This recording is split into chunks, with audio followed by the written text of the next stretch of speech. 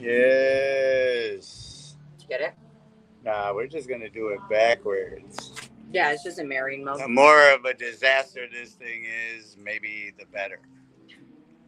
This is gonna be the first broadcast of a daily 7 p.m. We got a handful of good friends here, man. Very small team of people. But we're just chatting, and then we're gonna go upstairs, and we're gonna have some fun. Should we do the outside tour? What do you think, B-Rye? What do you think, B-Rye? Friends are overrated. Come to my weekend world. You got a genius of a marketing guy that can take some construction paper, a printer, and a computer. And a woman. And with $10, design your exterior of your business.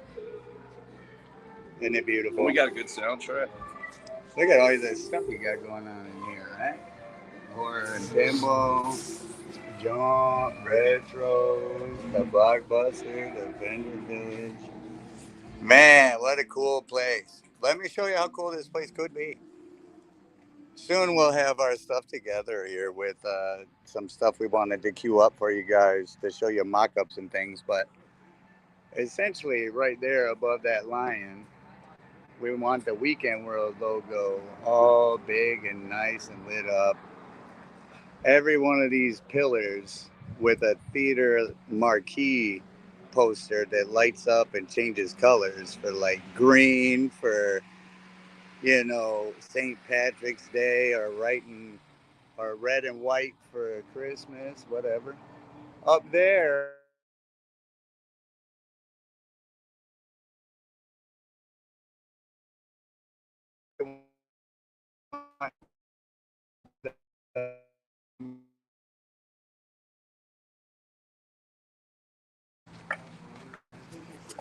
yeah, forget about that. The connection is going to be all over the place. We're going to put this out. B-Rye is going to walk us upstairs.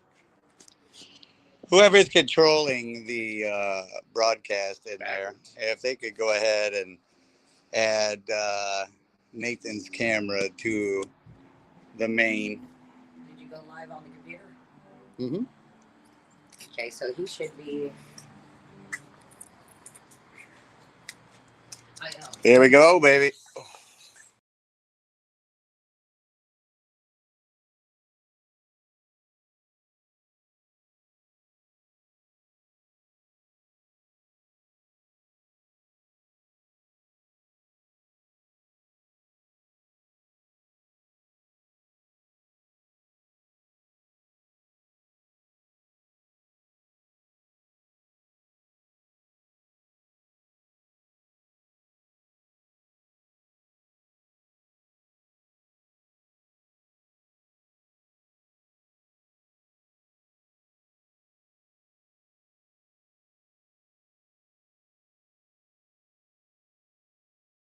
The studio. Add to stage.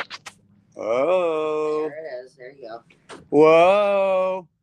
And you want to add, Nathan, where are you? You might as well introduce yourself now. What's up, y'all? Lacey Love here. L for Love. Everybody's so overworked. That's kind of the point of what we're doing here. I just walked in tonight. I don't even know this. Good old I B-Rye. don't even know that. You're so close. All right, get a new hero camera on that so I can do my thing. We're getting there. Here, you hold this for now. Give set lights. Yes. Sorry. Get in the stream first, and then you can set up the one. We're not setting up lights. You don't want to see you? You are live. I know, but you got to see you. Okay. There you go. You are live. I should be in. Who dimmed the lights? God. That's not, don't put, who's got it on my gut? That's this. Yeah. I'm in here. Okay, you're there. So what happened? How come I don't see you here? He's not at it. There you go. Okay, I'm gonna send it to you again. All right. Yeah. Okay. I'm going back to my messengers. Okay.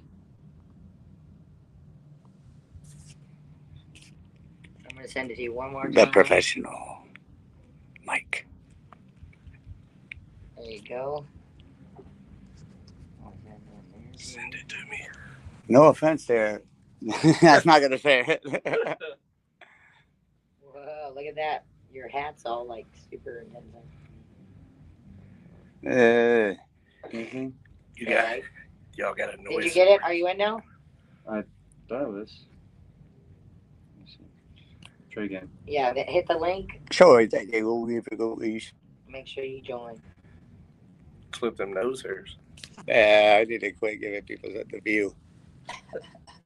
I should be. That's a VIP view. You're not in my room. Maybe. Yeah, What because happened? you keep sending them a link to a thing that doesn't matter. Here you go, No, brother. definitely Can I not. put this? You are live, bro. Oh, you gotta hit. Wait. We're about to get started. You got that right in front of you, so just go ahead. And... Already Okay, started. 86 at all? Oh, entering the studio. There we go. 86 all the lights. Here we go. Wow. Do you want to hold the camera? Here you go. So. All right, bro. No so lights. you No are lights, live right now, There bro. you go. Wait, here we go. All right. Here we go. No, sit down. Sit Sit down, please. Sit down, brother. No, I said no. You're like, thank you. You did sit down. Yes, I did 3 times. Welcome to the fucking live. I knew it'd be a rocky start, right? There. If everybody's in, we can get started, right? I want to welcome everyone to my weekend world. I apologize for the rough start. Everything's been very unconventional, probably since the beginning. But I found myself in a situation where I had set up an elaborate plan, and now I'm at a point where how do I level with you guys? This is a hard one to get started. There's been a lot going on, and we are trying to do something with the community, and we're just going to lay our cards on the table tonight, let everybody know exactly where we're at. I'm in this weird situation these days where my phone rings about 85 times an hour, and everybody that calls are good people, friends of mine, things like that. But there's just so much on our plates around here that I'm coming off as like somebody that I'm not. Like I'm a mean person, and I don't have time or patience for anybody, and God bless my friends. Everybody wants to know what's going on, what's coming next. But when you got 10,000 friends, it is impossible to tell people what they want to hear. And then you start isolating them, making them feel like you don't care anymore. And it just becomes a little bit tricky. I think I am going to sit down for this for a minute, just to kind of get the ball rolling. Because I got to get comfortable. This is very, very much a lot. Let me see if I can't get this is the star here. I'm not all that savvy with this. But there we go. So let's do that. You can kill that if you would. Let me pause that. There you go. All right. So here's the deal. I have had no choice but to keep a lot of people in the dark about the whole process because there's just too much to it. But essentially, my weekend world is an ecosystem that I designed with one thing in mind, and that was to help people. I started in the paintless dent repair industry in 2013, and my dad taught me and my brothers how to do it, and we went to DFW, did very well, and we traveled the country for a while, and then we ended up in San Antonio when that big storm hit in April of 2016. And since we got here, we have built this industry and this business of paintless dent repair to a multi-million-dollar a year business. And we do very well. The tricky part about paintless dent repair, though, is that it is a seasonal job. And for 6 months out of the year, typically March, April till like August, September, October, depending on the season, will be your hot spot for working and making money, right? And what happens is you got to be pretty disciplined. You got to have having money is like the books say, it's a full-time job and you don't know what to do with it. And then all of a sudden you find yourself a restaurant manager of like a Pizza Hut and a Dunkin' Donuts making millions of dollars a year, but it happens in 6 months. And there's this comfort level you have because you got so much money, it's not even funny. So your spending gets a little more this and that. But what happened in particular with me is that in the beginning, everybody was making fun of me for buying all this stuff like I was immature because I did it right the first year. And when I saved a bunch of money, I ended up owing a ton to the IRS because come to find out when you have money, if you actually have money, that's money you didn't spend on something else, means you got to pay taxes. So think about this. From April till October, you can print money, but you get no more money till April of next year. Now, not only do you have to be disciplined with the money that you made and keep it not knowing when it'll be replenished, you have to discipline yourself to keep it. But the other thing is what happens in April, right? Taxes are due. Taxes are due. So at the very end, the finish line, you have a big tax debt ahead of you. So you have to be ready for that. And then the worst part is that you're struggling, you're getting low, and then it hails and everything's all better now. But when it hails, it's an all you can eat buffet. You get all these cars in, and these things are like $6,000, $5,000, $8,000. I mean, the sky's the limit. How much money each of these cars pay to fix. And my guys and me, we could fix that stuff in a day, 6,000 a day and a half, 2 days, whatever, tops. But then all of a sudden, imagine you're at the end of your down season, you got your tax liability, but then all of a sudden there's hundreds of cars coming at you. Your technicians, you get a ton of them in there and they're the best in the world. They do a $6,000 car in one day. And these guys need to make all the money they can too, because they're in the same boat, but they travel the country fixing dents. And if you don't pay them for the cars that they've repaired within a couple weeks, they will hop on the phone and they will find one of 100 other places in the country that has a storm set up that they can go work at. So you have to pay these people before you get paid.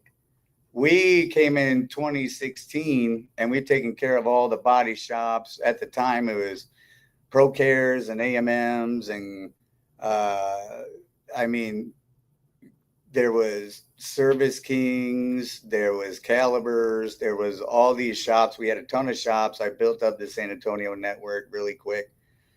But every time they called us to pick up a car, we go pick it up from the shop, take it back to our shop, fix it, take it back, right? And then when the customer got their car back, they were like, oh my God, I can't believe you were able to do this car. That big one on the hood, it actually worked. You didn't need to replace the hood. Everything's original. You guys are amazing. I know just where to go next time it hails. Service King. So I never existed. I have documentation that we've fixed well into 5 figures worth of cars, not financially, but how many cars. We fixed well over 10,000 cars since 2016 with my company. And we never really got much of the recognition for it, right? But the point is that at the end of that down season, you have to not only do the taxes and all this, you have to have the money to pay technicians to not leave. And then by the time you're caught back up and even, you're halfway through the season, and then you got a lot of money to start this process all over again. At the end of every down season, my prayers sound very ridiculous because I go, I'm responsible for employing my entire family. They're all relying on me to get their bills paid. And we need some hail. Can you please just send some hail to cause some chaos? and now you're paying for, or you're praying for like a disaster and trouble and this and that. But it didn't feel right. But I needed to solve that problem, right? I built Strickland Hill Group into a multiple $1 million a year business. And then in 2025, I did something really crazy, right? My whole life, doctors have told me about depression, anxiety, bipolar, all these things, and it didn't feel right. I take the medications. I had alcohol problems. I'd quit for a couple of years, relapse. I dealt with addictions, all these things. And I just decided like I was losing too many opportunities. It didn't feel right. And I wanted to be 100% bone sober for the first time since I was 17 years old. So, for better or worse, and a lot of this I probably shouldn't say, but you can hurt yourself coming off like Wellbutrin and Prozac, Zoloft, all those kind of things. You can hurt yourself going cold turkey. So I did some research, and a lot of people were saying that like micro dosing mushrooms would be something that would help you through that process. And you're not talking about mushrooms like you picture it, like whoa, the walls are moving. I'm talking about like micro dose, right? So I did that for a couple of weeks, cold turkey, quit the medications, and then stopped taking the mushrooms right when I felt like everything was okay. And I'm telling you, I felt like a caged animal. All the college degrees I had earned through that process, all the managing I've done for restaurants, all the learning I've done, the research I've done, everything, all of a sudden it was like all that power. And my brain was firing on a ton of cylinders. So I start talking to God and I say, God, I need a way, because during the down season, if you don't got money, you can't go get a job at like managing a restaurant when your bills are like 30 plus $1,000 a month. So what you do is I had been seeing celebrities and getting into this and that, and that was the only large amounts of money I had seen other than hail damage. So I got pretty heavy into that. So I decided to put this system together. I called my Weekend World. And it's a complete ecosystem of paintless dent repair, pinball, entertainment, production, TV, employment. I mean, like the list goes on and on. And I'm going to get more into that actual system as we go. And it'll be more organized as we go as well. But long story short, I opened this event space because when you looked at this empty building, you're like, man, we could do anything. Now I'm getting ahead of myself, and I apologize. I'm sure this will get edited at some point into something coherent, but we're just going to do it how we can right now. So I had been doing a lot of stuff with celebrity signings at Michael's Horror and Pinball. I have a lot of people out there that know me for Michael's Horror and Pinball. It was the world's largest Michael Myers Halloween collection, right? But it was 2 shops in Converse that I had when the season was busy. So I have SHG out there fixing cars. I had multiple locations.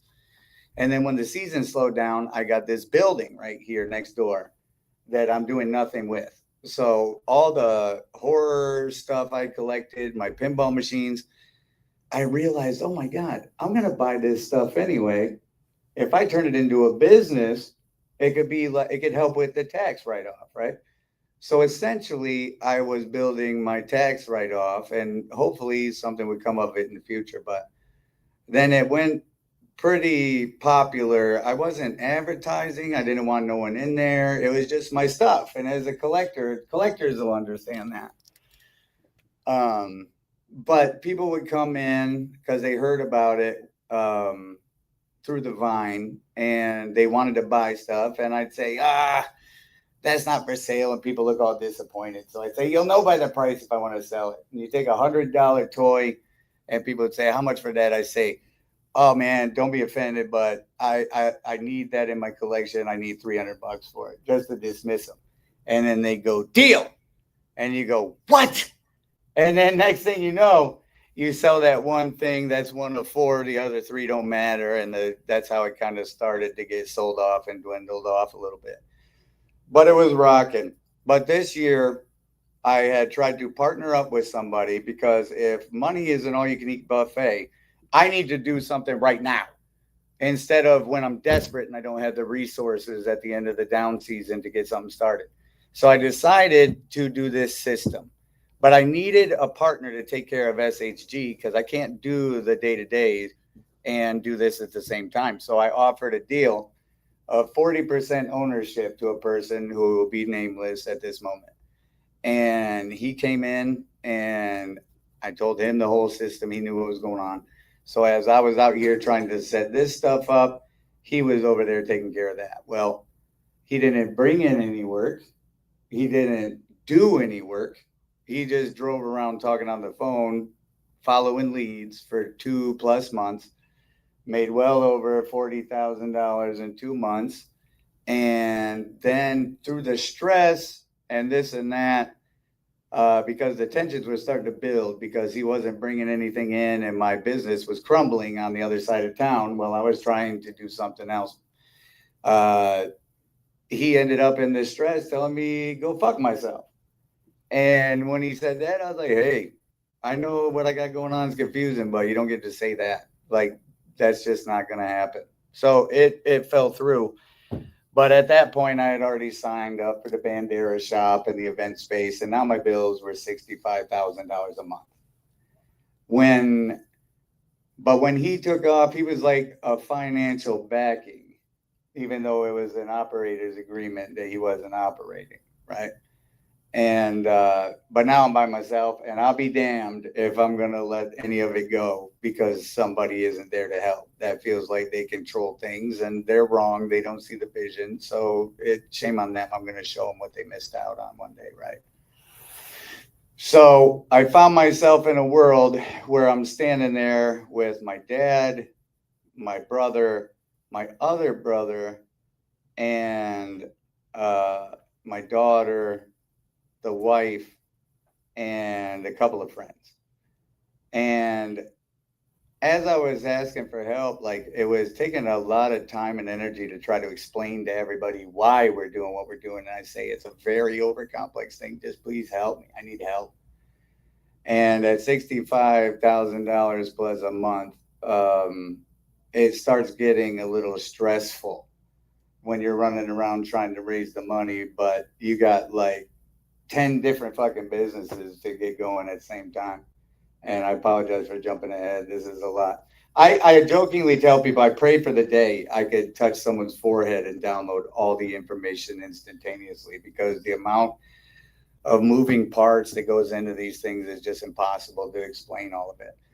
So what ends up happening is that I did an event for somebody and I noticed that there was a celebrity there, specifically Hannah Hall from Little Jenny from Forrest Gump. And I noticed everybody was standing there at this event, like looking at her, like they wanted an interaction, but it's like they couldn't afford to meet her. So I was sitting there going, that's interesting because, and then the way that show played out, I had asked Hannah, I said, if you were paid up front, would you sign autographs for free for people? And she says, yeah, absolutely. So then it became clear to me how to make a bunch of money because vendors pay a bunch of money to vend at an event. And then celebrities are the event and they're charging $50 to $100, $200 for their autographs and their selfies and things. And then they end up essentially making all the money there is to make in the thing. But what I noticed was the community didn't have the money to meet everybody that they wanted. And they sure didn't have the money to buy things they wanted from the vendors because they have to take advantage of the celebrity opportunity. So what they end up doing I realized that the vendors are the ones that pay for these events to happen.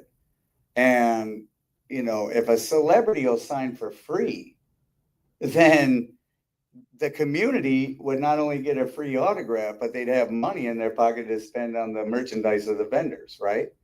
And easy breezy. So let me give you a little rundown. If actor or entertainer wants, let's say, 3,000 with travel and everything, if you pay them up front and you got a building that'll hold 100 vendors, and vendors are used to paying $3, $4 plus $100 for the weekend. If they pay half of that and they pay $200, and you can fit 100 of them, or let's say even you charge them $100, whatever. If you can fit 100 of them in an empty building here, then you know that's $10,000. The celebrity wants 3. That's $7,000. You got a system set up where people are getting free autographs, so everybody's happy. The vendors will be happy because they're actually selling stuff. And then the celebrities paid. They don't got to worry about not hitting their guarantee and collecting money. Everybody's happy. I had set up a beautiful scenario, and that makes everyone involved happy.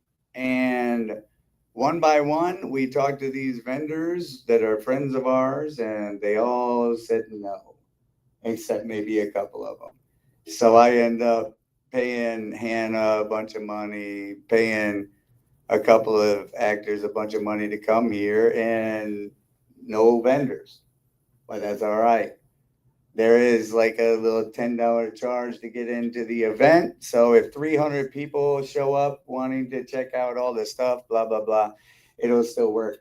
I had people who are friends of mine that had come to every signing that even needed that specific celebrity on their poster, and it was free. And they were telling me, I wish I could come, but there's an event going on at the mall that weekend, so I'm not going to be able to make it. And you're sitting there thinking, bitch, they're open from like 10 to 8. You're not going to be there for 10 hours. Stop by here for 5 minutes, get a quick free autograph, and everybody's fucking happy. But even my closest friend said no. It started to feel like I was in the twilight zone, man. There's no way this person is turning down driving 2 miles down the road for a free autograph that they, from someone they're a fan of. No way. There's no way, right? But that's exactly what happened. So you're kind of like back to the drawing board a little bit. But if you had seen this place empty, like me and B-Ray, you would know that this place was like, oh my God, you could do anything. And then I start finding out it's a built-in permit. We could be a tattoo place for the next 2 weeks. Then we could be this type of event or sports cards or just name it. But we didn't need any permits. We were a permanent permit. And when there was no way we were going to fail.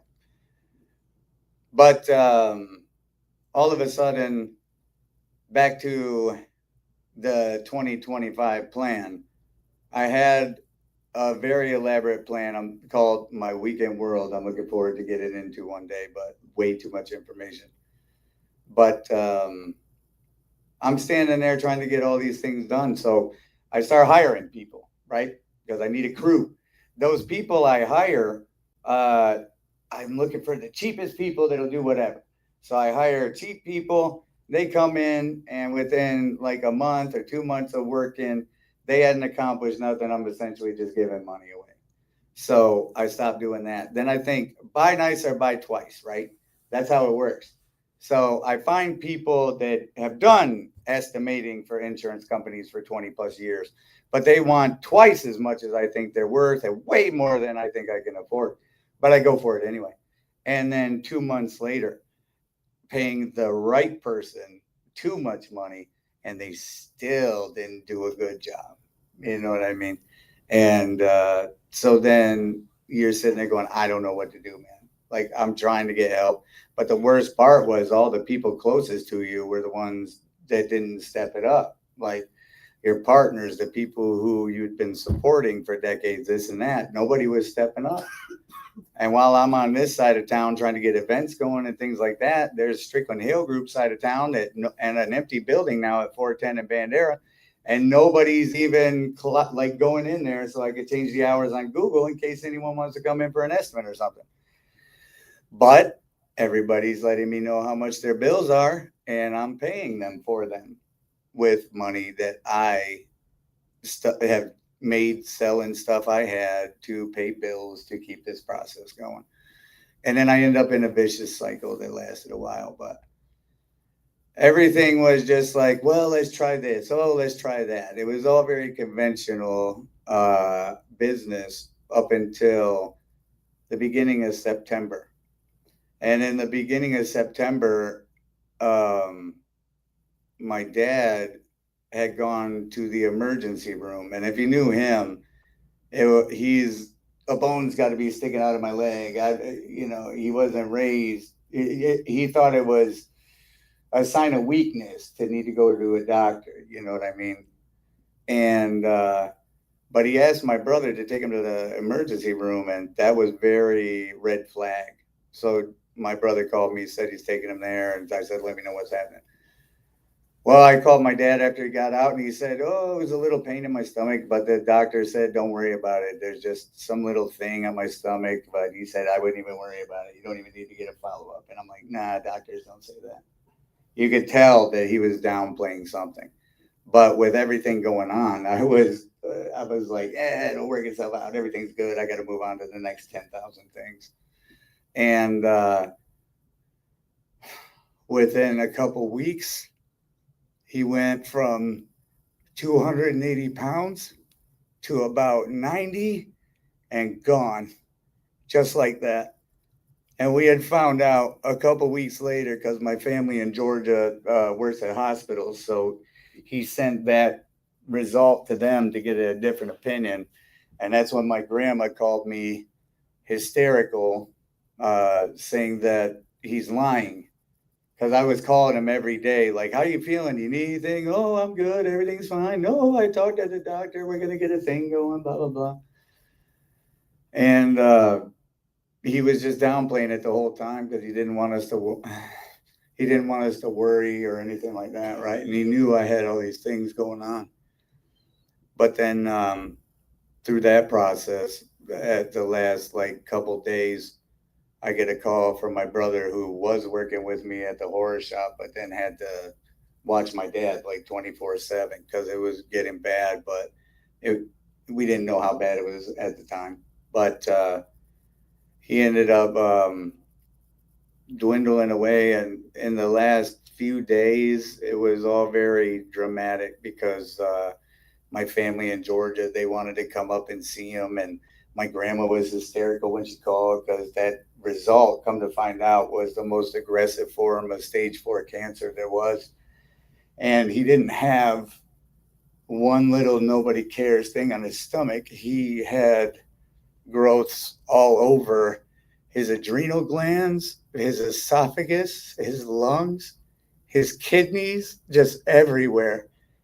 And when he finally opened up, when I found that out, I went over there to talk to him, and it was like he had lost half of the weight since the last time I saw him a week ago.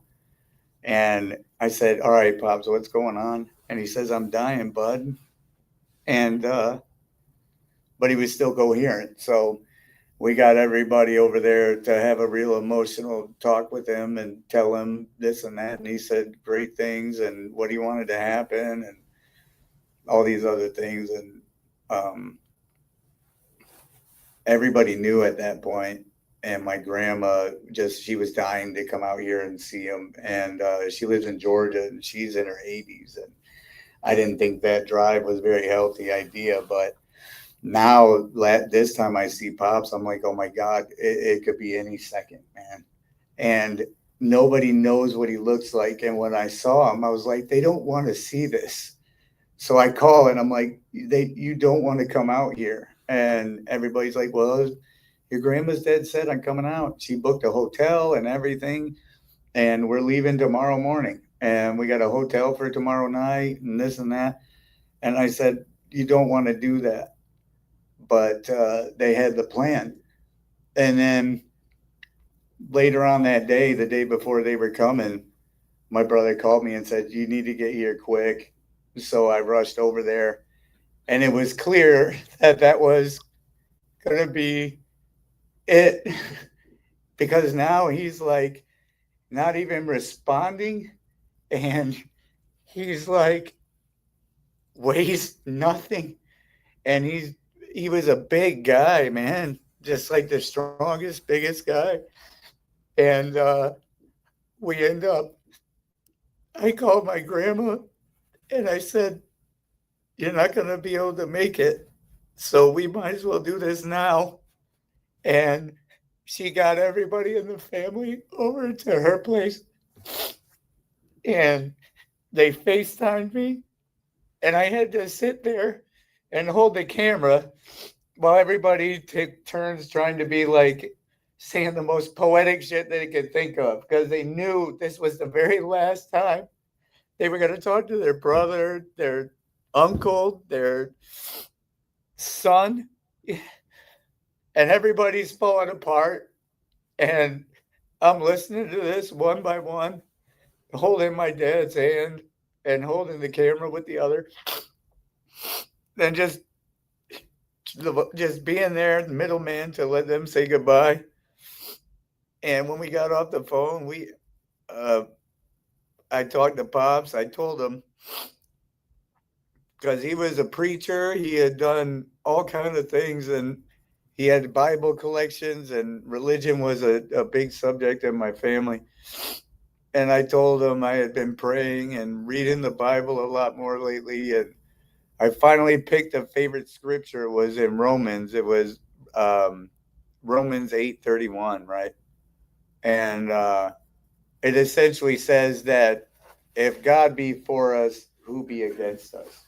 And it just, when we came to this event place, and it used to be a church, and on the thank you, on the wall in what's now the Minimax, there were these scriptures all over all the walls, but this one in particular in the Minimax was that scripture, and it was God telling me, this is what you're supposed to do. And I took that as a sign. I even told everybody that was helping me at the time, like, we're going to take the scriptures off the walls, but don't touch the one in the Minimax, right? It wasn't the Minimax at the time, but you know what I'm saying? And but I knew that it was going to be the right thing to do, because that's how God communicates with us, in my opinions, through coincidences or deja vus, or, you know, sometimes you just go, what is this red robin flying in front of me for? You know what I mean? And you know, God communicates with you and you're on the right path, so you just keep doing what you're doing. And but then Pops passed away, and on September 21st, 2025. And now, on top of the $65,000 in bills, my dad and my little brother who lived there, now there's a house and more things to pay for. So I take that on my plate. And my brother wanted to move with his mom in Florida, but we had all these cool things going on, and I needed so much help. We powwowed a million times, and they were all jumping in to help. And so all the while planning events, building this place up, doing health inspections, prepping for, you know, the building inspector, the electrical inspector, the fire department, and, you know, finding out all the breakers had to be replaced, all the, you know, the ventilation systems in the bathrooms need to be replaced, there's no exit sign here, there's no this, there's no that. And we're just running around trying to make this thing happen. And on top of all that, also running business, Strictly Nail Group, still getting calls, still having to take care of cars, just trying to do all these things. But I'm trying not to ramble. And if I could clean this story up, or I had time to put it into a book form or something like that, I will one day. But for now, this is what we got. So fast forward through this process, about 2 weeks after, 2, 3 weeks after my dad passes away, the wife and the daughter, everybody's all stressed in my home life because I'm in here 16 hours a day. Like, started having, since we had no vendors and an event coming, I didn't want to be embarrassed. So I start moving all this stuff from the horror shop over here and start asking everyone I know, will you pretend to be a vendor so I can just set you up with a table of stuff so it doesn't look like we didn't get any vendors and we're just not good at what we do. And I got a handful of people to come in and do that, but I had to move stuff from the horror shop, so I had to put a sign on the door saying, "Hey, we're temporarily closed, but no worries, this event's going to be great." And then we'll move this stuff back over there. We'll find vendors for the next thing. Yeah. And that never happened. The next event, still couldn't get any vendors to say yes. Everybody was miserable because they said they're probably done vending. They do these mall events and nobody spends money. And I say, I know why, because all the money is going to the celebrities and people don't have the budget to meet all the celebrities and buy your stuff. They want your stuff, but they can't get it because they can't afford it. So come over here, pay half the price, and these people will have money. And just got told no, but every single no, which was hundreds that I got, took a conversation.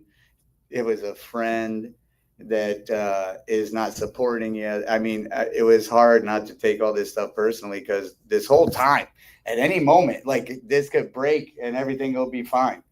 But you get told no 700 times a day, and it's just not something I was used to, and it sucks. It's like, I don't think anybody likes it, but that's where we were. But I end up getting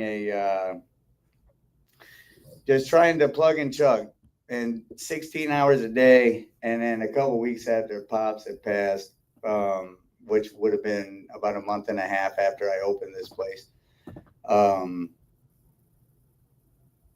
the savings account that I had built up, that was sitting there, I'm to a point where I got to pay these bills and I don't have it. And so I asked the wife, I say, that money we've been saving for a rainy day. Well, it's raining. Well, she's stressed out. She's like, the bills are now $65,000+ a month. Like, no, we need that money to survive when all of this falls apart. And I say, I'm not going to let this fall apart. And if I'm the only one who pays the bills or raises any money, what does it matter, right? That was my simplistic logic, which that's about all the brain space I had at the time. But we got to that point where it was the weekend. I had an event, and on Monday morning, if that account is not replenished with the money that I had, then we were going to be in the negative. So I told her, if we're in the negative, like, that's my way of knowing you made your decision and you don't want nothing to do with this and you're not on to the team, and that is what it is. And she took it. And for legal reasons, I'm not going to go any farther with that story at this moment. But she essentially packed up 95% of that house and left for Detroit.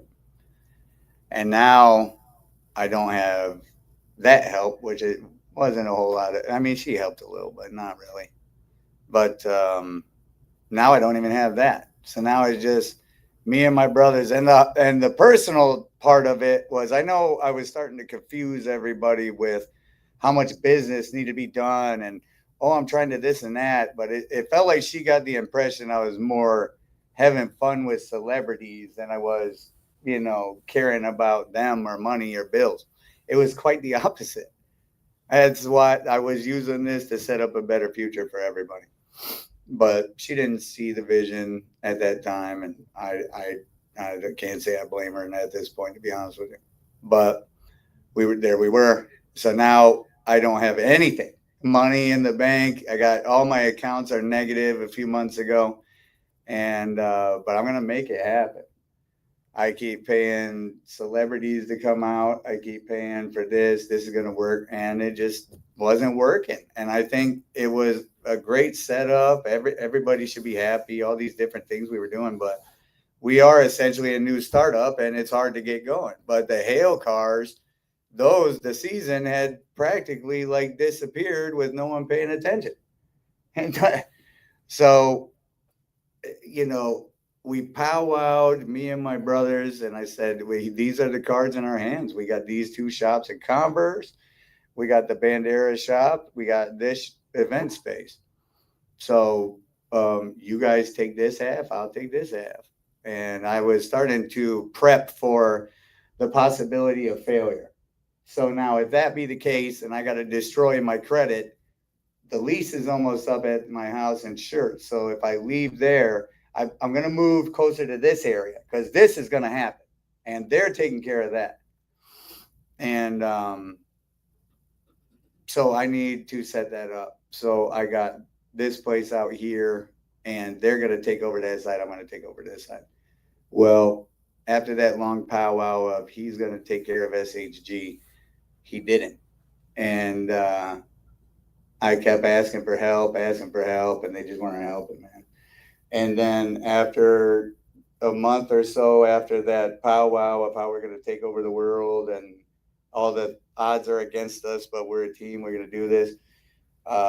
He hadn't posted something on Facebook saying, hey, does anyone have any cars? He hadn't tried to do anything. And I'm on my way to the airport to pick up this celebrity to do a watch along in the Minimax, kind of like on the whim, you know what I mean? Like a last minute decision. And I'm on my way to the airport and my brother texts me, hey man, I need some money. He hadn't earned any money. I've been covering all the bills. And I sent him $500 and said, hey man, I need you to come in because we got that event tonight. So we'll take care of whatever you need later. And he says, no, we need to talk right now. So I call him up. I say, bro, I'm on my way to the airport. We got to pick up this celebrity in just a few minutes. And he says, bro, this is getting ridiculous. The bills are too high. I'm stressed out. Life's falling apart. And I'm like, why would your life be falling apart? You ain't selling shit. You ain't getting cars. I'm the only one getting cars. I'm the only one selling anything. And I keep paying your bills. And he's like, man, you know what? I don't even think it's that. I think it's just, I can't stand to be around you. Like, I don't even think I like you anymore. And I was so overwhelmed by hearing my brother, that's a year younger than me, that I put his name on my business and he had never brought in any work. He just did the dents like a technician, but he had never brought in any money and he took the perks of an owner. And when I said, when he said that to me, I was, after paying all his bills and all the shit I was going through and how he wasn't helping and all this other stuff, I was overwhelmed. I hung up. I'm going to put a pin in that. I'm going to deal with it later. I got to pick this guy up from the airport. So I pick him up and then put on a smile, even though I just got the most devastating fucking shit. A month after the family all left me, which was 2 weeks after my dad passed away. And I'm sitting there going, I haven't even had time to process that yet. But I'm on a tidal wave that doesn't care. The bills, they just keep coming. And it doesn't matter that your dad just died. It doesn't matter that your wife and your daughter left. It doesn't matter that your brother told you he doesn't like you anymore. It doesn't matter that you don't feel good. It doesn't matter that you're in a bad mood or you feel sick or just any number of things. The tidal wave is fucking going and it don't give a fuck what's going on around it. So that was my job. All the while, keep in mind, 16 hours of fucking this and that, dealing with SHG, dealing with this. Now, when a car comes in, I got to call a technician to come fix it, make thousands of dollars because my brother, who's dying financially, can't stand me. So I don't even have him as a technician anymore. So fine, we'll just keep playing the cards you're dealt because this is gonna happen. And everybody's like, why don't you just not pay for Bandera? Fuck you. I have a spot that in March or April I'll be able to print money because it's an all-you-can-eat buffet, and I can make $120,000 every single day in this place. It's huge. If it's 20 cars, $6,000 a day, 1 car per day per technician, $120,000, which would be half mine as profit. So you're talking about 2 days. I make $120,000, which covers the bill for the entire fucking year. So every month that goes by when I'm holding, I've sold everything to get that done, or I took a loan, or I wheeled and dealed, or this or that to get the bills paid.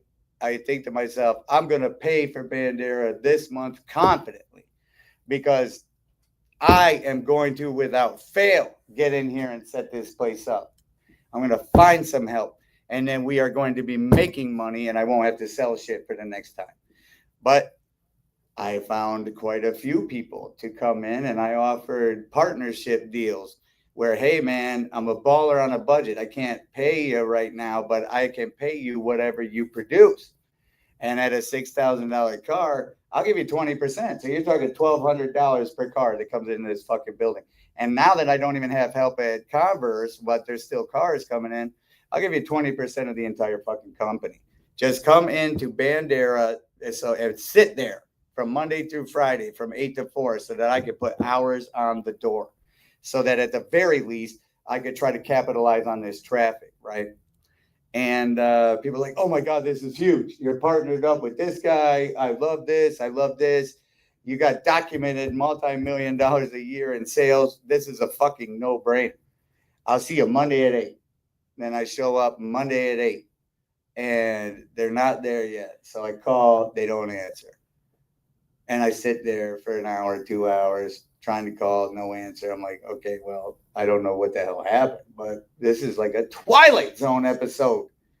Like, I can't even fucking offer someone 20% ownership of a fucking multi-million-dollar a year fucking business in exchange for being a fucking $10 an hour sit at a desk employee for 40 hours a week.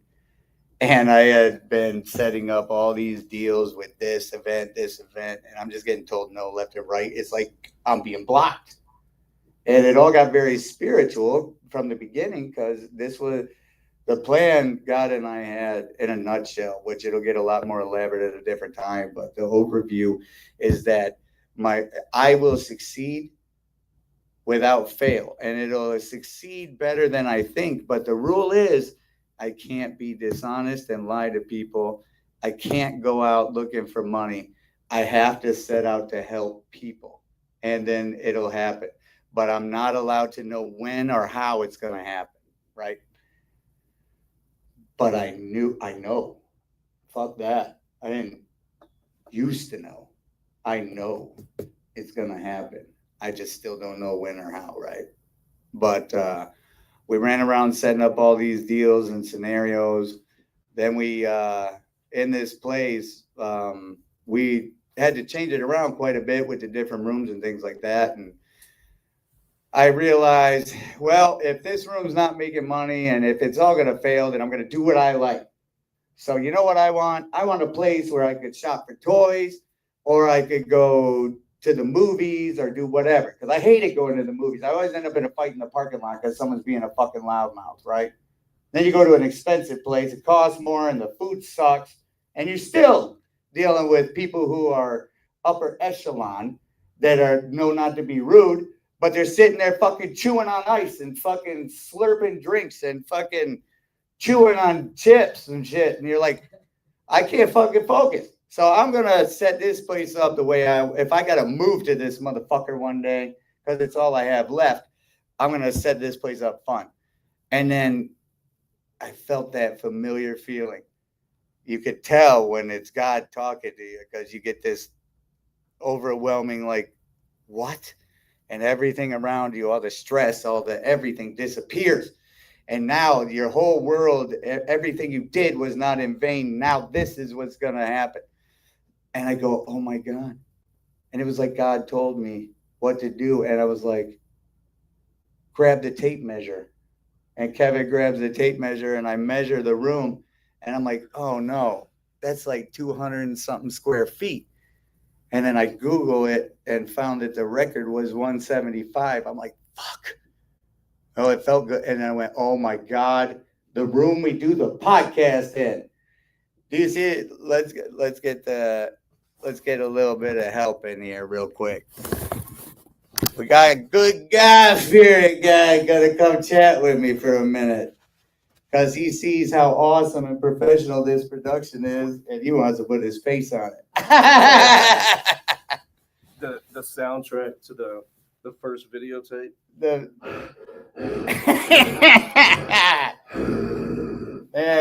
there was gonna be a lighthearted part of this little live stuff and all this other shit. Y'all trying to kill me up here. Yeah, well, it's a good time to tell you that we are fully covered. So Okay. hey, When you said that, I did it again. well, do me a favor. Both of y'all fault. Well, we can't we don't talk about the plan on the live. I don't know. That was all planned, folks. But anyways, so what the fuck was I talking about, bro? Moving forward past the Bandera into here. No. The movie theater. Yes. Yeah. We It was were a podcast. We were doing the podcast in that room. Yeah. What were we calling it at the time? Slasher and Thrasher. The Slasher and Thrasher podcast. What a cool name. I never figured out who was Slasher and who was Thrasher. And we never did we? No. No, because we kept regrouping. And now what is it called at the moment? The Slasher Thrash Bash? Yeah. Oh, that's a cool name too. I think I was probably Slasher. Yeah, I would think so because Thrasher, I put together was like metal. Yeah, because you played those. That's one way to put it. I played played phenomenally complicated, awesome guitar work. But you're more of a thrashy guy. Yes, we got the metal side, right? I play artsy, boy, craggy, the Cure, the Smiths type. Everybody needs to check out Pig Pretty on Spotify. That's the name of the band, Pig Pretty. Yeah. That shit, it's a blast, man. They got great music. But we ain't coming home. See what happens? Yeah, when you end up trying to establish 350 points, it gets difficult with whatever you fix. So, but we end up, shameless. So, by all means, I lifted one of these from you earlier. I sell it on the black market. $10. you know, if I would be all right if people are stealing Malice stuff, because then at least that is like flattery. Yeah. You know what I mean? Belt is in, folks. But yeah, so we measured it out. Kevin, me. I don't like how that started. Bunch of guys in the room. We're looking to see if it's small enough. So we sit there and we go into the podcast room, we measure it out, and It's small. it's small enough. 125 square feet because the world's smallest movie theater of the whole title of the Guinness Book of Records is the Little Prince in Canada, 175 square feet. And then I started asking Google, what is the requirement of being considered a movie theater? So they say 3 feet clearance of the aisle. And Guinness thinks that a movie theater is XYZ. So I sit there and go, oh my God, we're like a half inch fucking short of being code with the fire department. I'm like, fuck those baseboards. So we take the baseboard out that's this thick, we replace it with a flat baseboard. And then, as if that room was specifically for it. It is as small as it could possibly be and still check all the boxes. One time when being small benefits. That's right. Being tiny. It's the tiniest. I object. So I had in the beginning of this process, all the time I've done before, this guy made me flyers for me through this friend of mine. And I ended up having a phone call with this guy. Turned out to be the great Kevin. He's the guy that designs the flyers we had got on the phone, and I had tried to unload it on him. And it was out of nowhere. I didn't even know this guy all that well. But when on the phone, I unloaded on him all this stuff I had going on, and he was just, a lot of people get overwhelmed when they meet me at first, because I played it all out. Yeah. And he was like, that sounds like a really cool vision and this and that. He told me his dreams, and he was working. Kevin, are you around? Do I have permission to tell the broad stroke of this? Yeah, he's a little. So Kevin had a good job, but you know, it's not what he wanted to do. He told me his dream was to one day open a 90s, millennium, early 2000s nostalgic store called Retro.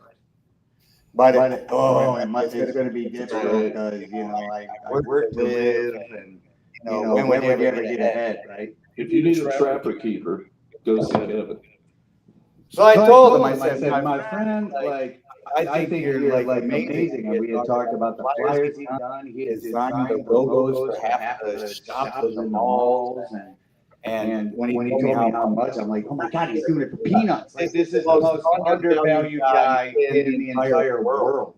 So I said, how much do you think to survive? He told me. And I said, what if I paid you that every week, no matter what? And that room downstairs for now, hopefully we get a bigger space later, but for now, you take that room downstairs and you set up your 90s retros that you want. And he said, oh, that's tempting. Let me think about it. Okay, I'm in.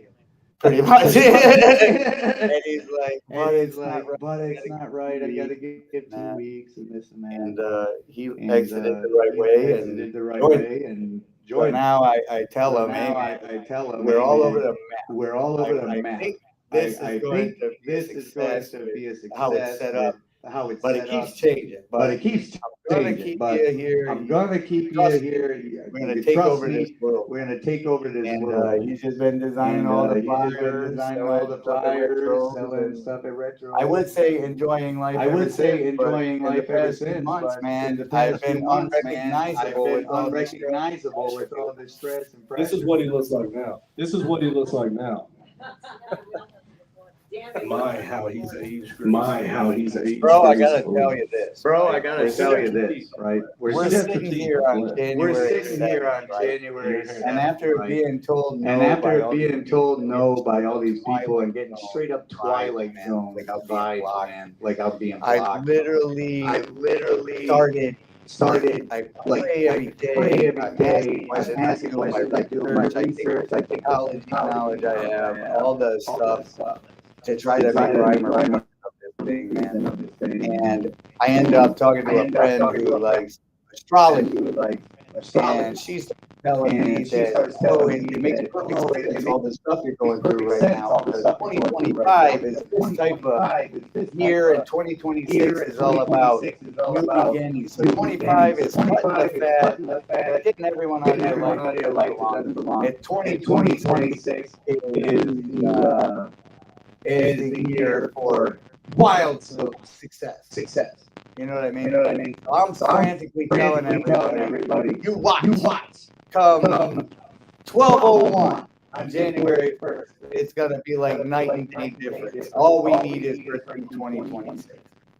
And with all the things going on, all the people passing away, people leaving, relationships falling apart left and right, you're working 16 hours a day and it's not working, all these things. It's January 1st, right? This week. And on January 1st, I'm gonna go talk to body shops for a little while. I'm gonna go do this. I got a phone call with this celebrity and this and that. And then I get a phone call that my nephew had been murdered the day before New Year's Eve.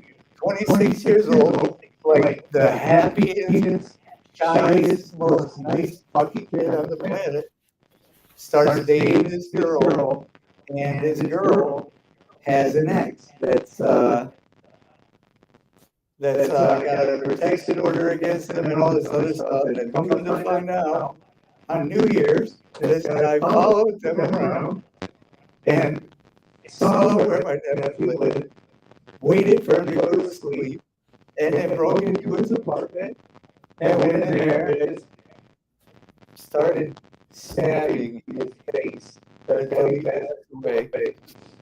And now this guy's in custody, and they're about to start a trial. Which this guy, it's obviously premeditated. I mean, the whole thing. But now the family's got to go through all this horrific shit with a trial, and now the news is starting to pick up more on it. Everybody's talking about it, so you can't go on social media for 2 seconds without seeing something about it. And it's just there's no way that was January fucking 1st, man. You know what I mean? The Twilight Zone continues. Exactly how we view my son. Unfortunately, it's horrible. But What was that? Peyton. And there's on the social media, I shared the GoFundMe that his sisters had put together because they're trying to raise money for funeral costs. And I'm sitting there thinking, you make millions of dollars a year, man. And I'm like, in this situation, I can't fucking help at all. I can't. What's going on right this minute, man, is all the beg, borrow, steal, and selling stuff and getting rid of stuff. I still have enough stuff to sell to survive for months with all these bills paid. But $65,000 and no money coming in, it'll drain fast, bro. And I've sold all but one of my pinball machines. I've sold my bunch of cards, magazines. I mean, just anything and everything to get that last bit of money, right? Today is January 7th. I have a house that has rent. I've got four shops that have rent, including my Weekend World, the 2 SHG locations, the horror pinball shop, and the house. And let me show you something here. Well, nobody wants to hear me for this. You can take my word for it, but once it's not a accuracy machine. I'm not nuts. I have. Well, looks. I'll tell you exactly. It makes it more fun.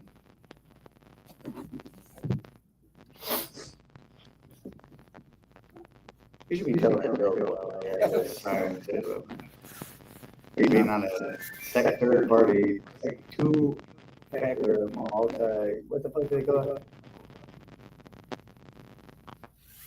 Okay.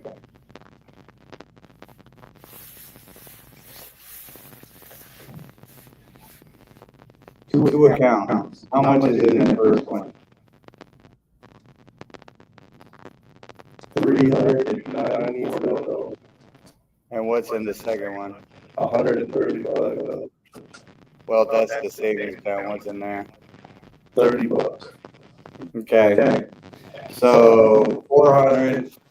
So $565, give or take, in the bank.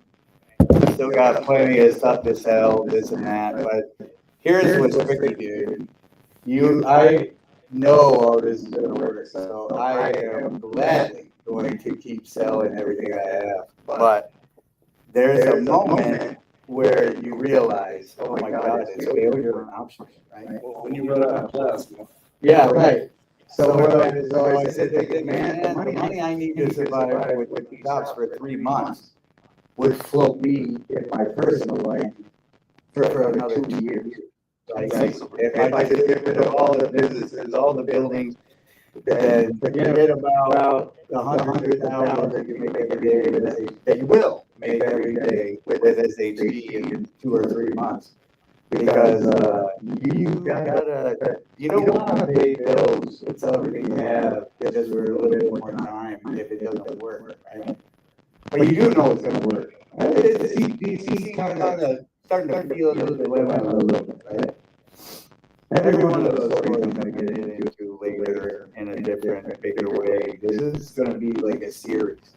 Because what I have decided is that from 7 to 9, 7 days a week, all I have energy or patience left for now is to tell everybody what's going on and just let everybody know this horrific secret and all this I've been holding on to. And I've been losing friends left and right. I've been losing family left and right because they know me as a strong, smart person. And the person I've become these days, they put everything in mind and all the pressure and all the death and all of the leaving and all this other stuff, man. It's a lot on my mind, dude. It's a whole lot. But Everybody has a breaking point. but everybody that knows me as a guy who gets stuff taken care of. I got my psychology program. I got degrees in college. I got all these different skills. I mean, a lot of different things. So I'm usually somebody that people could look up to and trust. But now everybody comes up in my path. I don't even remember my middle name. So my closest friends when I come in and ask you like who's the celebrity coming in? Or who's doing this? And you're like, we don't have one? Yeah, we got a celebrity. Yeah, well, who's next? I don't know, dude. Here, I gotta take care of this. Hold on a second. You know what I mean? People are texting you, how's everything going? 2 days later, oh, you hate me? You haven't responded? No, man. I have literally gotten 700 texts the past 2 hours. I forgot to get back to you. I read it as it comes up on my screen, the notifications go up, and I'm later to death. I gotta finish what I'm doing. And then I forget who texted, and then you lose sight of all these people. And the worst part is you go into that space, the place opens, and everybody comes in, they're excited, they want to hear about what's going on, and you want everyone in the world to know all these crazy and awesome things that are going on. But what happened? You ain't got time for all that. I lost my voice doing a concert on Halloween night with Sharif Arui from the Runaways at Fitzgerald's. We're currently editing the DVD of that because it was a very overly elaborate production, and it's going to be phenomenal. But I lost my voice that night, and I haven't had 10 minutes of not talking to recover, let alone 2 days to get my voice back. So I had not got my voice back yet. So whenever I try to sing it, it's like, making one Like Will Ferrell on Old School. Which is heartbreaking because if I had free time, that's one of the things I enjoy playing music. But why would I? Especially Broncho. But music now is an ugly subject all of a sudden because not only is it a business with stress, but my brother just happened to be one of the greatest drummers on the planet. And now I ain't got a drummer. No fucking drummer. So no quick music scenario either. We don't even have a drum machine. We can get another. I guess we'll go like Simon and Garfunkel. We'll just go like straight acoustic. You got any plans on? You get Yeah, I've got a little bit left of the time. we'll name the band Casio. They're never late and they don't get drunk. And Our drummer's name is Casio Yamaha. And he's phenomenal. he's great. But anyways, so where we're at right now, fuck it, let's do something fun. All right, let's show people around, right? So what we've got here, let me see if I can. You got that one hooked up? So let me see if we can get this guy to take over the screen. Look how much I suck at this shit. Well, So it's like, we'll just I don't stay know. on that screen. We'll stay on the history. You want to walk around and show everybody what this place is like? Sure. It's important to know. You can feel free to come with us. We invited everyone we know to come out here. And this is our crew today. Maybe there'll be more people tomorrow, but we appreciate the hell out of you. So you can come with us if you want. Stay up here and you'll talk to everyone. So this is the auditorium. It looks like it does right now because last night, or last Saturday, I don't even know what day it is anymore. We did a watch along in here with Alyssa Rose watching Sleepaway Camp. Very exciting because she's great. Lachlan's partnered up with us, Lachlan Monroe, and Alyssa Rose is partnered up with us. These are all great people. But we had a tremendous success, and we want to do one, if it's up to me, every fucking week. We want to, yeah, but you need the community's wallets to not be smoking all day, every day, so at least once a month.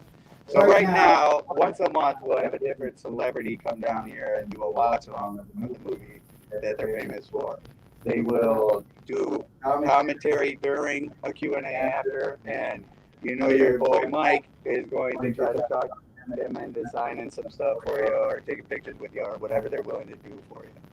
But anyway, and we got some massive names. My goal with that Mini Max All-Star series is to get Schwarzenegger to watch Terminator 2. And if you think for 5 seconds that's impossible, you've lost your mind. All we need is some community support and the funds to keep the place open. No place, no Schwarzenegger. Right.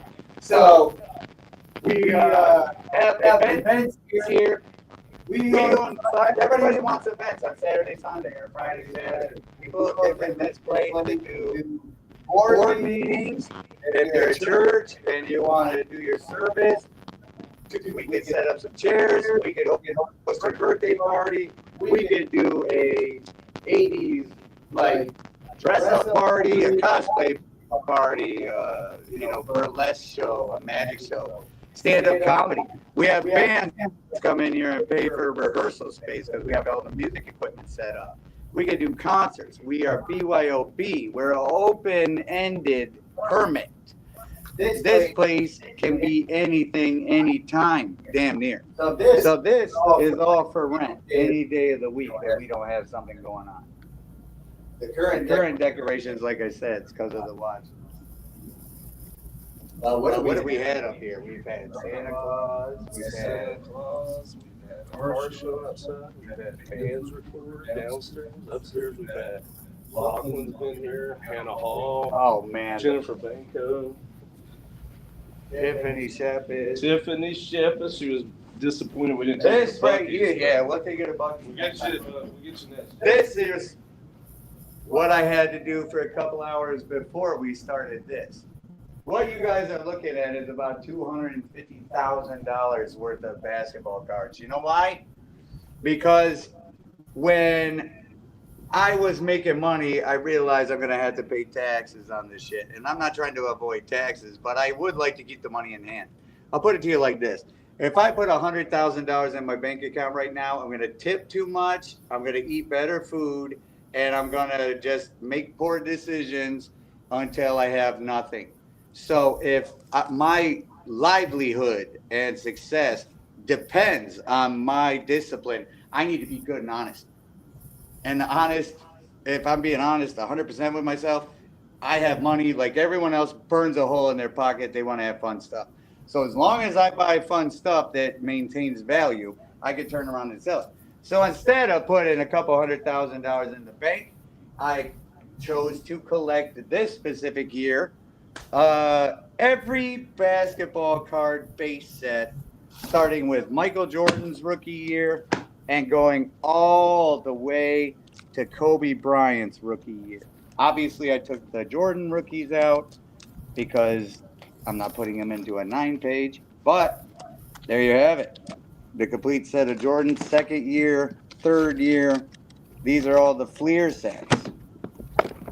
Everything's labeled. I have all of it And we got insert sets tied into them. I have lost track of what else is there, but at the minimum, every single base set from 86, 87 all the way to 96, 97. And we're talking about the EX, the XL, EX 2000s. I mean, like everything. Metal, all of it, boy. All complete. Every single one. Even the Topps Finest stuff, I've got like some silver sets. I got a gold set of 1 year. I got every USAA card or USA card. That tells you how long I've been dealing with insurance, right? Wow, USA. But my whole notebook at USA. personal favorite is my Reggie Miller card collection because I have all of them. That's these, right? But I have all of them. It's all beautiful. But anyway, so before I start a podcast or what this TV show, this what my weekend world, whatever we end up doing with this live, I have to come here for a couple hours before setting that up to try to talk to 750 people on Facebook Marketplace about a card collection. And I post it up there and I say, please, no questions. And it didn't matter. I say, this is what I got. This, and you can come in here at this time and talk to me. And instead, I get 750 fucking messages. And I'm just I have to answer them because somebody has got to pay for this. Because if I sell this lightning quick, I'll be able to take care of the rent. And every day that goes by is another fucking late fee, right? That's the worst part. These loans fall through, this falls through, you were relying on this, so you didn't have to sell all your shit. And what happens? It falls through, now it's the first, and you better start selling shit pretty quick. So you end up selling it for less than it's worth. Like a motherfucker, you take a hit. And then on top of that, you get about $2,000-$3,000 a month in late fees because of fucking, being not on time. One of our Hail Marys here was when we built the Mini Max. We did a fundraiser event and we made these shirts. Because if people buy this shirt for $60, and they pay $60 because it's a reward for helping donate to keep the thing going. That's our Mini Max logo, character, and people just don't have money. And God bless them. I'm not trying to take everybody's money. I'm just trying to do my thing. So anyway, we'll do the little tour. Everything's got a mock-up, right? Everything, every square inch of this building has the most beautiful design. It's not even funny. It's already drafted, documented, waiting for the funds. This is what we've been able to do with what little we have right now, right? This is the Mini Max. These are real guys. These, my buddy Tom and Crow here, are the real deal. They've been in episodes of the Mystery Science Theater. They are fully functioning, the authentic, real deal. They're just pals. I like these guys. I don't want to sell them. Right now, we got the projector upstairs. That's not the most presentable thing in the world at the moment. But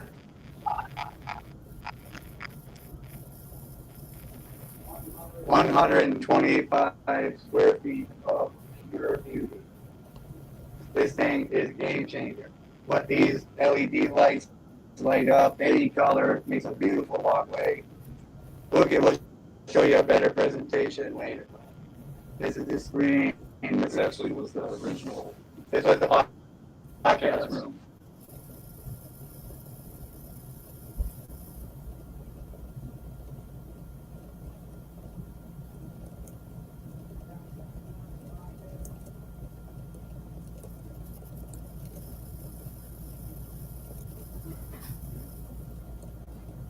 Yeah.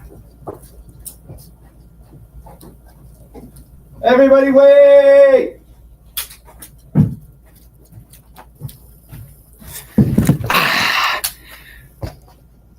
Phone died. How funny. Yeah, it's still a lot better. All right, watch this. We'll get back on track. No sweat. I have a charger and I have a cord in my car. There we go. Right there. You want to carry that? And this is connected to the projector and the power. So we don't need that. All right. I'm going to walk around with the laptop, go back down. So what? Got the computer. We can add a phone easy.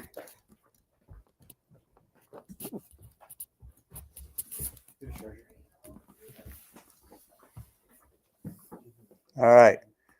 The beauty of the Mini Max. It'll look a lot more presentable when we. It packs a punch, brother. It sure does.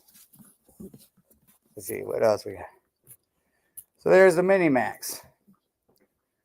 This is a little room. We did a podcast or two in this little room too, didn't we? Yes. But that's security stuff. That one, we did one right here with Tiffany Shepis. Here goes the vendor village, right? Vendor village. To help the community, we rent out a shelf space for very little in a month. We're talking $20 up to $150, right? We sell their stuff for them. We proactively put their stuff on eBay to try to sell it. And you get to be here for all the events, right? And we only charge a 10% commission. I don't want to charge anything to anybody. I want to help everybody. I wish the world was free, but it is what it is. Every time someone pays with a credit card to get the funds and this and that, it's about 8% after all is said and done in fees. So I have to charge 10% so it doesn't cost me money to sell stuff for people.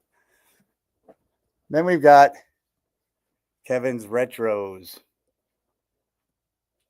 Yeah, it's a little tricky because it's like mirrored, so I'm having to do it backwards. But anyway, what a thing of beauty. Kevin worked very hard on this stuff. This is his dream to do the 90s retros toy store. And a lot of people come in here, they get so excited because they say it's like stepping into a time machine and going back to a simpler, more fun time. Then you come out here and you come up to what is currently the free Blockbuster. We moved it right here. If you saw by the front door that all of a sudden the wall is blue and yellow, that's why, because we're going to put it real nice up there by the front door. We just had events and all this stuff to do. We haven't had no time. Then we've got the Jaunt Records studio, professional audio recording studio. Bands come in here, record albums, and they get access to Brian, the most under-discovered record producer of all time. Got a cool little closet here. Nice little vibe they've set up. Brian's killed it in here. It's a thing of beauty, isn't it? It absolutely is. You worked with a lot of good bands. Just did a few last week and the week before. And the first week that we met, I had just finished recording my second album, and Brian was here because, or I got introduced to him because he does Jason masks, and I was doing a Jason signing. Right? But then as we talk to each other, get to know each other, come to find out he is a recording engineer and he records albums, and he took my album and he mastered it. And hey, Kevin, give me a hand, will you? Out at the front door. So he ends up mastering the second album, and my God, dude. I cannot wait for this second album to come out. That thing was Gave it crazy. the knockout punch. Oh, dude, it's louder than every other Powerful song we do, or every other song you hear on the radio. It gets louder when you go from one song to the next. But yeah, so I'm gonna go next to the Oh, okay. Okay, I'll let you know.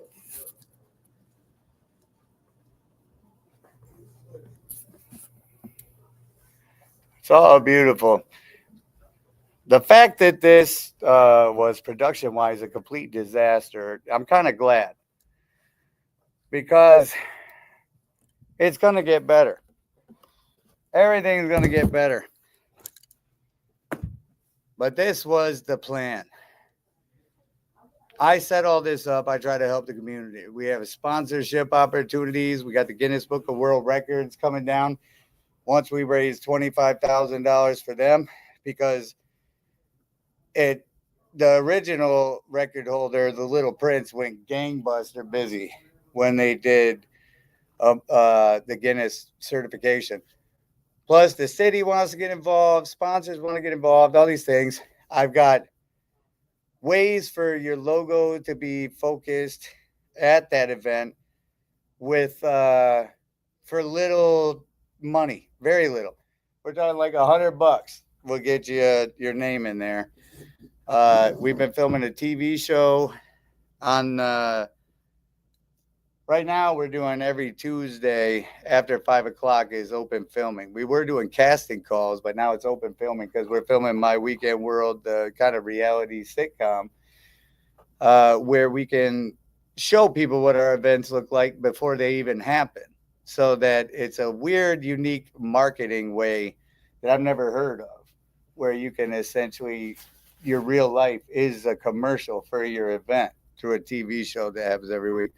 So anybody that wants to come in here can, and they aspire to be on TV or they want to help us hold cameras or anything like that, we are essentially asking for anybody to come in here any day of the week at 7 p.m. that wants to help us, whether it be financially or they want to chat or they want to just watch us do this podcast or TV show style thing. That's what we're going to do. And I'm going to do it 7 days a week until either the locks get changed because we ran out of time, or it's a success and we can do the next thing, or whatever happens, happens. But we'll be going live at 7 o'clock every single day, reaching out to the community because it is way too much of a cross to bear holding on to all this stuff myself. I need help. I need a manager over at the Bandera location. It's a 6,200 square foot repair facility. Used to be Miracle Paint and Body, right across the street from HEB on 410 and Bandera. And I'm looking for anyone car related that want to sublease space. Plenty of space. Plenty of space. Because I ain't greedy. I don't need all 20 spots, especially during the down season. So, and the thing is, when I get my insurance claims customers in, like auto detailers or glass guys or, electrical workers that do electronics or, upholstery or any of these things, like we have customers for you ready, built in. So if you need space to do auto related stuff, it's at 5404 Bandera Road, Suite 101. It is literally the one you're staring at when you're at HEB and you're at that red light to turn on the Bandera. It is a beautiful space. And if you are interested, please hit me up on either Strickland Hale Group TX at Gmail or my Weekend World Events at Gmail or Weekend World Productions at Gmail. Just get a hold of us and say you're interested, and I'll give you a call. Just leave me your info and what you're trying to do. I need to sublease the space. I'm looking for a manager over at Bandera to come in and make some money with the company. I'm looking for investors to buy into the whole thing. I'm looking for next to nothing. Right now, I just need to open the dialogue about how to get these bills paid and how to keep the party going. Specifically for this event space, we got the Guinness Book of World Records coming to certify the Minimax, the world's smallest theater. We have celebrity partnerships with the event space. We have celebrity watch-alongs we do. We got a lot of people wanting to rent it out to do a birthday party or rent it out so they could have their own private movie theater experience with no trouble. And if you rent the theater out, it's only $100 for 2 hours. And as far as licensing and rights go, you can literally play anything you want in there. You have a 14-seat movie theater. The experience, I want everybody to come check out because it sounds great in there. The quality is great. The atmosphere is incredible. We partnered up with Alamo City Popcorn to offer popcorn because right now we are zoned A3 and we can't do in-house food prep or alcohol, permits because or alcohol sales because of our classification, but we could get out of that classification into the right one really easily with a $15,000 suppression unit. Even like private viewing, Mm-hmm. you know, if you have a film. Yeah, independent filmmakers. Yeah. We've talked to a lot of those. We can spotlight your movie. You could have a showing. You can rent the place, play your own movie, and sell the other 13 tickets. Yeah. You can to make money. I mean, you could do whatever you want. My place is your place. This place is for the community, and we have if you want to do your own event one day, like you're a vendor at a convention and you want to do your own event, the place can be rented out. We're always looking for vendors, looking for salespeople, but right now specifically, I'm looking for volunteers and people who see the vision and want to come in. I didn't even get around to the vision itself because of how many different moving parts this operation has. So I'm going to organize it a little bit more concise and go from there moving forward. But I need all of my words to be said out loud and documented and once, because that's what it just needs to be out there. And what we built is incredible. We've seen the community come together. I've watched people cry in the parking lot because we've changed their lives. They tell us words can't express how much you've affected this or that. Because with my celebrity friends, we brought them in to do like that concert with Cherie Currie. Just being able to share the stage with her was like a dream come true for Leah, one of our backup singers. And us too. It was us too, yeah. quite Cherie's surreal. always the best. I and love the next her. day, she sat literally right over there and hung out all Saturday. It was amazing.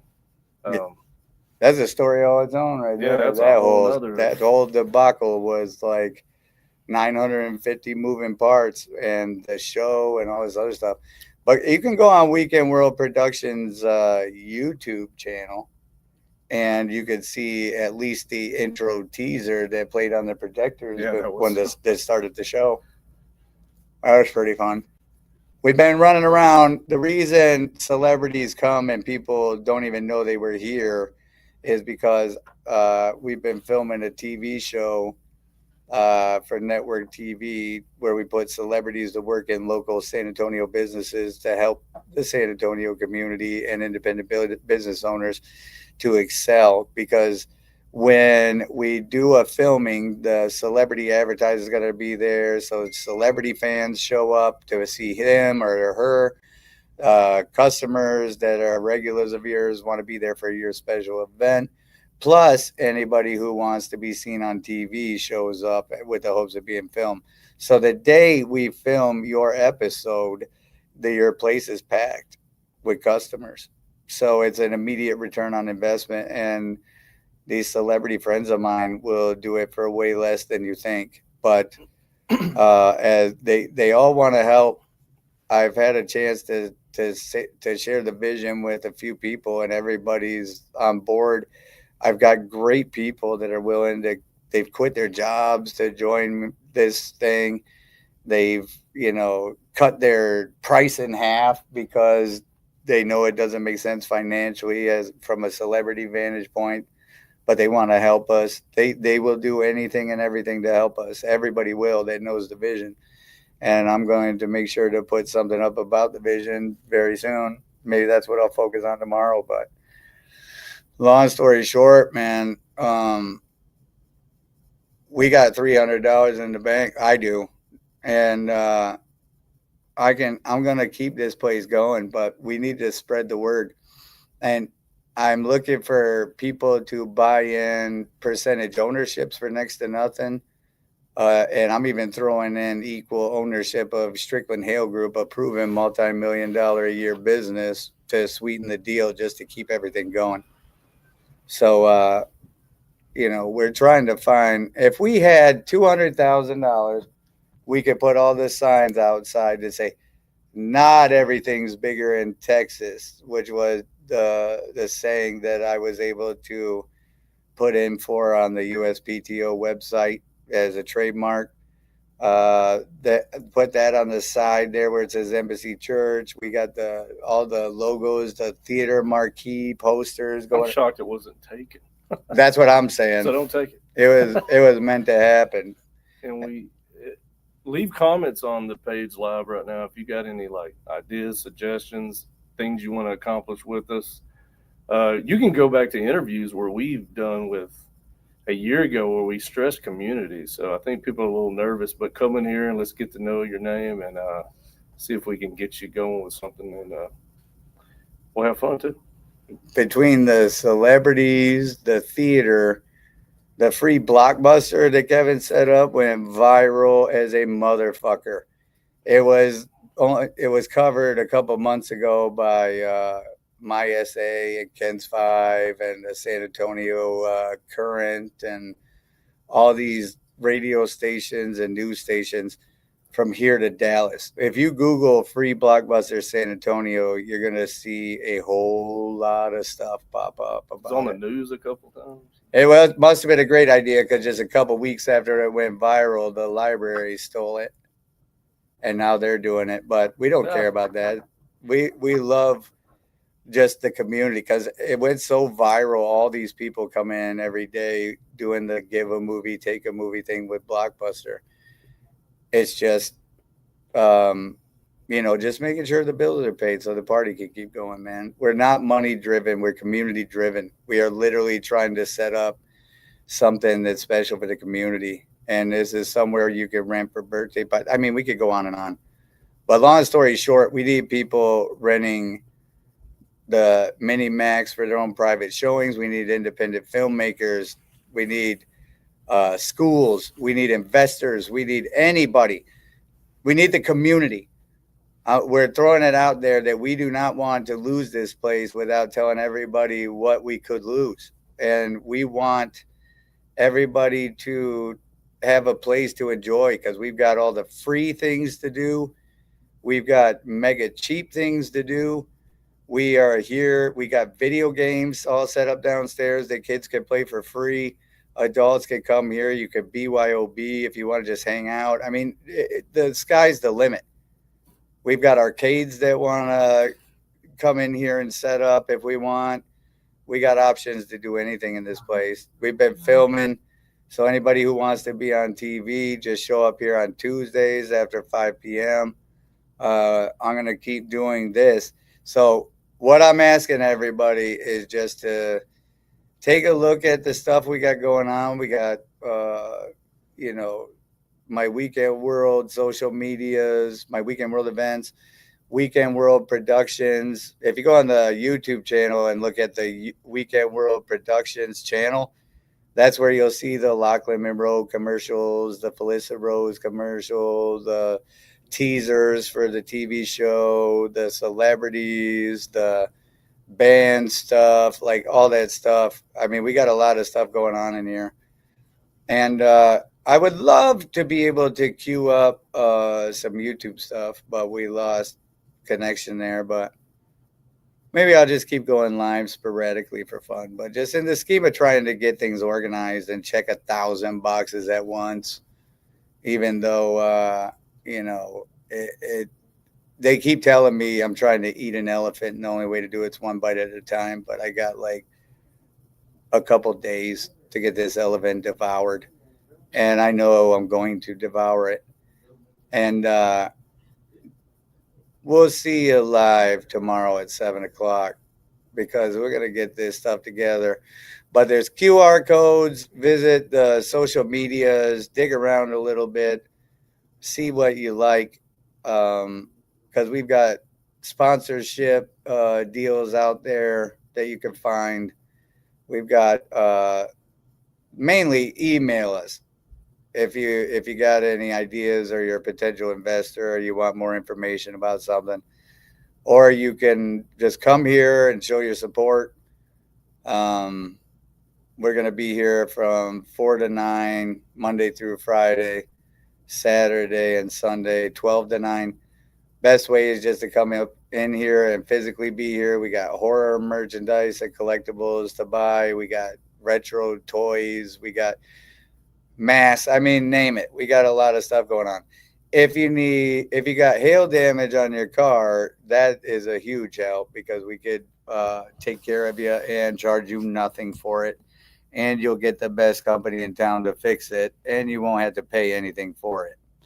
And we are the only all PDR company in town that offers 0% APR financing for hail repair. So even if you got hail damage on your car and you just, economic times are tough, you didn't pay your insurance premium, and then you no longer had full coverage, and you should have because you have a lien holder on your car, and it got hit by hail and it wasn't covered. Now you got to get it fixed before anybody finds out. But you can't save up $6,000 or however much it would be to fix your car. Just come talk to me, because I can get it financed, and for a couple $100 a month, you could get a multi-$1,000 repair done and move on with your life.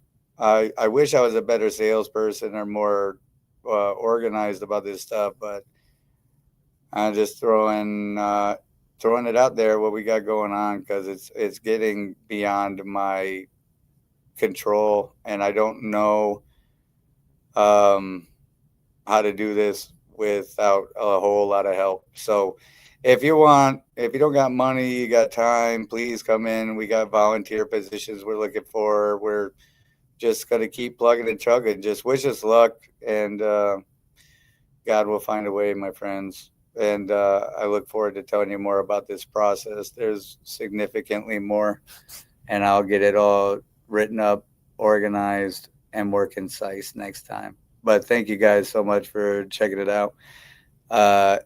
Every day at 7 p.m. we'll either be going live, we'll start selling stuff, we'll do auctions, we'll do whatever, we'll talk about what's going on. I just want to make sure we keep this thing going. And we all love you a lot, and we hoping the community comes together and we make this thing like what it deserves to be. But thank you for listening.